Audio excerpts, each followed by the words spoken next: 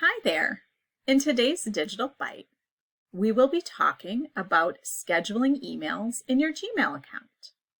So scheduling an email means that you would write and draft your email and then schedule it to be sent at a later time, even a later day and time. Why would we want to schedule emails? What might be some benefits of doing that? Some people really like to write and respond to a number of emails in their inbox at the same time.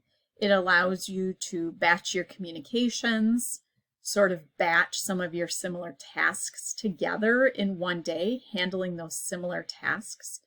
And some people find that batching their communications or batching other tasks throughout the day allows them to organize their day and to be more efficient, and to maybe even feel a little less irritated by how many emails might be coming into their inbox at one time, because they know they have time set aside to handle those communications. Another reason that you might decide to schedule your emails is try to strategically have them land in your recipient's inbox.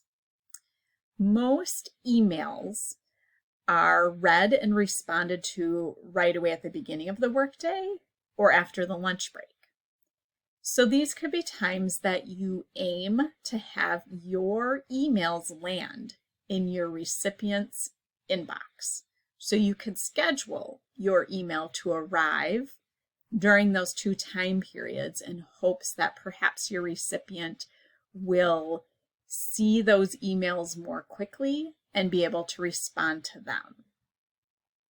Another way we can try to strategically have our emails land in somebody's inbox is that our inboxes have not changed too much since email began, and usually the most recent message that a recipient has received is at the top of that list of messages in the inbox. The older ones then land towards the bottom of the inbox. So especially if you know someone might be off work for some time, or they're on a vacation, or it was a holiday weekend, maybe you have an email communication that you'd like to send to them, and instead of sending it right when you knew you wanted to communicate that information, maybe send it closer to the time that you anticipate the recipient will be in their inbox. It might help rise your email message to the top of all of the message that recipient needs to deal with. Scheduling emails also gives us an opportunity to compose an email or respond to an email and then kind of set it aside and let it rest for a little bit. It allows us to review that information before we send it. It allows us to have one last opportunity to maybe remove an impulsive response or some heated language. And hopefully that will reduce errors on our end or unintended consequences to how something might be read at the time it's received by the recipient.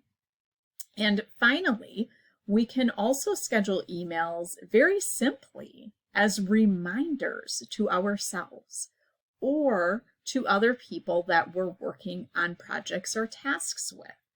So let's say, for example, you have a new task that you'll be doing every month on the second Tuesday, but it's new to you, and you're going to be very diligent about not forgetting or overlooking this new task. You could schedule an email to yourself that arrives in your inbox that first Tuesday morning of the month, bright and early, so that you see it that day when you are in your inbox as a reminder to yourself. There are a few things to be mindful of when we are scheduling emails. To begin with, and this is a very important one in Gmail, the send button, which will send our email right away, and the schedule button to set up our email to send at a later time are very close together. So it would be very easy to select the wrong option. So we need to be mindful of that. And we need to intentionally select which button we want to use, the send a button or the schedule button. Another thing to be aware of while scheduling emails is that information could change from the time that you created the email to the time that the email is sent to the recipient. Information may have changed. So it's good to review those scheduled emails periodically and make adjustments if the information needs to be adjusted for greater accuracy. And another thing to be aware of in scheduling emails is that time-based language can get kind of squishy and gray.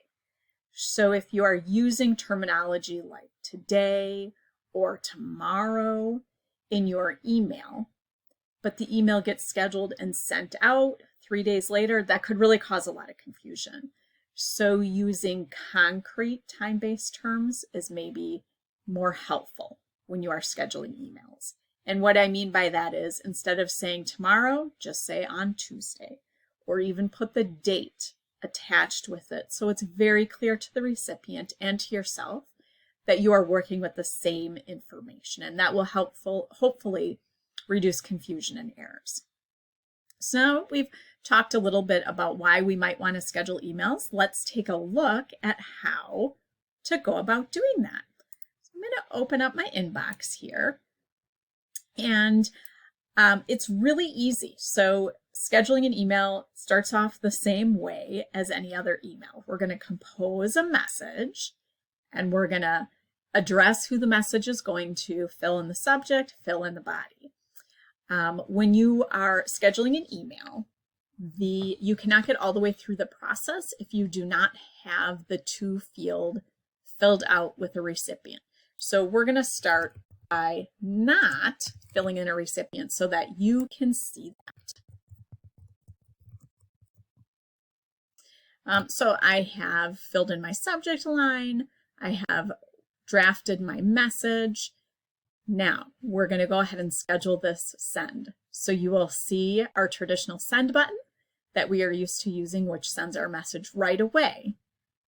On the downward button here, downward arrow, attached to the send button, when we click that, it gives us the schedule send option. So in this area, this is what I was mentioning, that the send button and the schedule send are very close to each other. You'll want to make sure you select the correct one. I'm going to go ahead and schedule this email now. Here's the error that I mentioned to you because I have not put any recipients in the to field, so I cannot complete the process. I'm just going to get rid of this box by clicking OK, and I'm going to go ahead and schedule it. I'm going to send this one to myself so that I don't fill up other people's inboxes unnecessarily. Now that I have all the fields filled out, I'm going to go back to the downward arrow on the send button and schedule the sending of this email. Gmail comes up with a few options that might be good for sending my email, or I can use the last one to pick my own date and time. So that's what I just did. And I'm going to set up this email to go another day right after the lunch break, traditional lunch break. Hopefully my recipient will see this email sooner rather than later. And then I'm going to schedule the send. And it looks like my message is gone. When I come over to the left side of my inbox, you will see where it says scheduled. And when I click on that, here's a listing of all of my scheduled emails. This last one is the one that we just made right now. So it gives me a recap of this email. And here it gives me the date that that email is scheduled to send. Perhaps I've decided that this email is no good and I really don't need to send it anymore. That's really easy. We can go to the delete button and just get rid of it. Perhaps I've decided it would be a good idea to review this email before it's sent out. To review it, I can just click on the line of that email and it brings me back to my message so I can review it before it is sent. If I need to make an adjustment before this email is sent, I can do that too. In order to do that, I need to cancel send, the button here along the right. I will end up canceling this email, making my adjustments, and then rescheduling it to send. this is what it looks like. I'll click on Cancel Send. Now it brings me back to my message screen where I can add more information. I'll do the downward arrow to schedule the send again and go through the same process that we just saw about selecting the date and time that I would like this email to be sent. And that is really it. So I hope maybe you learned something new about the scheduling email feature in Gmail, or perhaps it was just a good review for something that you already knew. Now I know that it's not practical to schedule every single one of your emails, and it's probably not necessary. But you might find that there are some emails or times where scheduling your message can make a lot of sense. And I hope that you give it a try and see if you can find the right fit for you. Thank you.